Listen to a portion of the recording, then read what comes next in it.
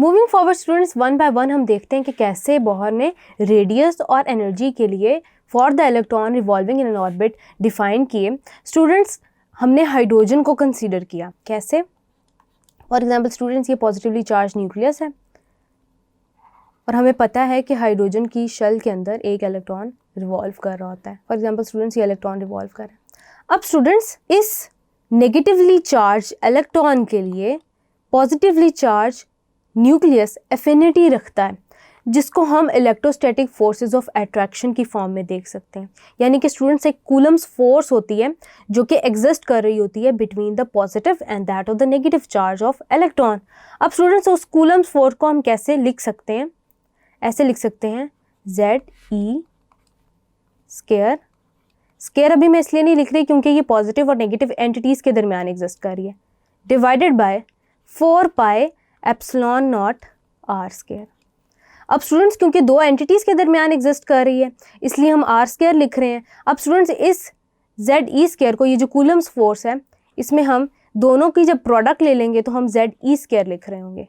ZE square divided by 4 pi epsilon not r square. अब students, ये तो हो गई जिसकी वजह से इलेक्ट्रॉन मूव कर रहा है या रिवॉल्व कर रहा है अराउंड दैट ऑफ न्यूक्लियस। अब स्टूडेंट्स, बात क्या होती है यहाँ पे? स्टूडेंट्स, यहाँ पे हो ये रहा है कि आपके पास जो कूलम्स फोर्स ऑफ अट्रैक्शन है उसकी वजह से इलेक्ट्रॉन रिवॉल्व कर रहा है, उसी के ऑपोजिट मैग्नीट्यूड के अंदर एक ऐसी फोर्स है स्टूडेंट्स जो कि इस इलेक्ट्रॉन को न्यूक्लियस से अवे लेके जा रही है, यानी कि उससे दूर लेके जा रही है। उसको हम कहते हैं स्टूडेंट्स सेंट्रीफ्यूगल फोर्स। अब स्टूडेंट्स, होता ये है कि हम इन सेंट्रीफ्यूगल फोर्सेस को आपस में इक्वेट कर रहे होंगे। वो कैसे? क्योंकि इनका मैग्नीट्यूड आपस में इक्वल और ऑपोजिट है।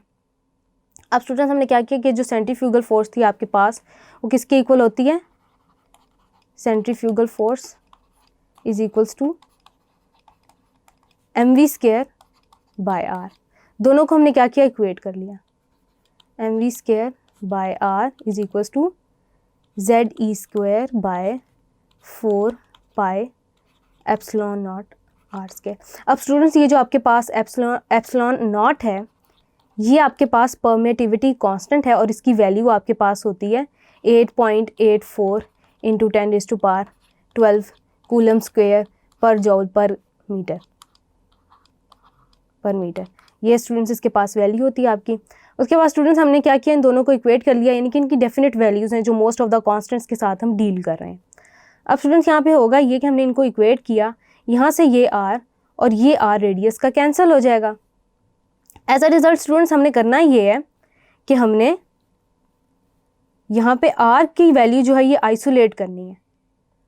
R is equals to ZE square divided by ये mv स्क्वायर स्टूडेंट्स इधर आ जाएगा 4 pi epsilon not are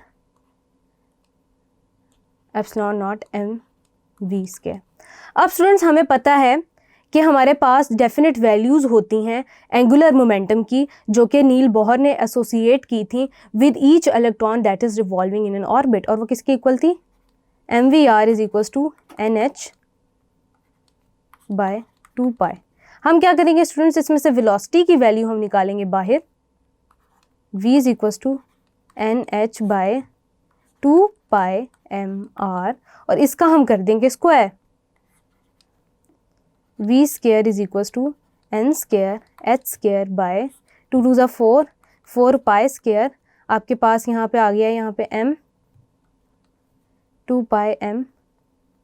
v square is equals to n square h square वो है 4 पाई स्क्वायर। आपके पास स्टूडेंट्स यहाँ पे मैस आ गया m स्क्वायर। अब स्टूडेंट्स, आप क्या कर रहे होंगे कि आपके पास यहाँ पे वैल्यू आ गई r की भी, r स्क्वायर। अब स्टूडेंट्स क्या करेंगे कि आप इस v की वैल्यू को जो है यहाँ पे पुट कर देंगे to ZE square divided by 4 pi epsilon not m। अब ये v स्क्वायर है, हम इसको इन्वर्ट करके लिख लेंगे यहाँ पे ताकि हमें कैलकुलेट करने में या कटिंग करने में ईज हो। इसको हम उल्टा करके लिख देंगे हमारे पास आ जाता है स्टूडेंट यहाँ पे NH/2 पाई था, 4 पाई स्क्वायर आपके पास आ जाता है M square R square divided bye N square और H स्क्वायर। अब स्टूडेंट्स इसको हम देखेंगे, यहाँ से कैलकुलेट करेंगे।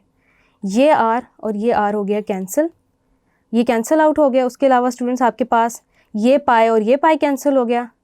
ये स्टूडेंट्स आपके पास 4 और 4 कैंसिल हो गया, यहाँ से कैंसिल आउट हो गया। ये M मैथ्स और यहाँ पे मैथ्स कैंसिल हो गया।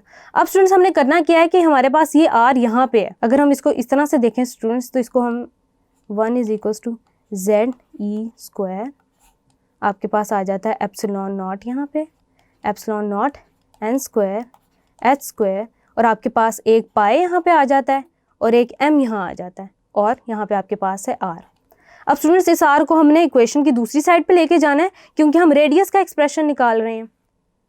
रेडियस इज इक्वल्स टू, ये स्टूडेंट्स हम इधर ले गए, यहाँ पे ये वाली जो वैल्यू आपके पास पूरा का पूरा एक्सप्रेशन है ये आपके पास इन्वर्ट हो जाएगा। वो कैसे हो जाएगा? Epsilon not N square H square divided bye ZE square pi into M।